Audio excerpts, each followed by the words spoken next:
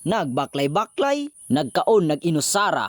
Adunay pinya pero dili atoa, nagtiwas og kaon ug nagduyan-duyan. Mao kini ang mga nahitabo karong adlaw. So karong adlaw no kay wa man koy lingaw magsuroy-suroy na lang ko diri og magbaklay-baklay. Kay wala man koy lingaw o mangita ko og lugar nga makahatag nako og lingaw. So karon di ay no kay moadto di ay ko sa ginatawag diri sa amuha og tagbaay. Mangita na sa ta diri no og bugnaw nga dapit kay magpawala na pud ta diri sa ato ang kaburing. Magpa-nature ta diri nga mag-inusara. Kay nindot man gyud ning nature nga mag-inusara kay ngano peaceful gid kayo ang imuhang pag-nature. Ug diri ang side no kay nindot man kay diri ang nga dapit so naghapit pud ta diri sa pinyahan. Ug mauning nakaayahay nga mag-nature mag-inusara kay grabe jud kayo ka peaceful. Ug diri kay naaman koy nakita diri nga ilaang payag-payag ug ako adayon na diyang gitambayan kadali. Ug kay naaman tay balon diri nga mga pagkaon aw nagkaon-kaon dayon ta dira daw naglantaw-lantaw sa palibot. Usapon nganong gusto na ako mag-inusara, labi na ako'y pagkaon. Bitaw oy charot ra na agkasaba naman hinuna ako ang reality. Ug diri pagkahuman nato og tambay so nangita na pud taglain place nga atuan na pong tambayan. Kay lagi mao man niya ang atong goal karon nga magpa-nature. Ug samtang sa ako ang pagbaklay-baklay kay naaman koy nakita nga nindot kaayo videohan. Ug wala na daghang istorya ako adayon nang gi-videohan. Ambot lang ko nanindutan ba mo ani. Basta kay ako nindot jud kay akong panglantaw kay green kaayo ang color. Kumpay day ang tawag ani sa iya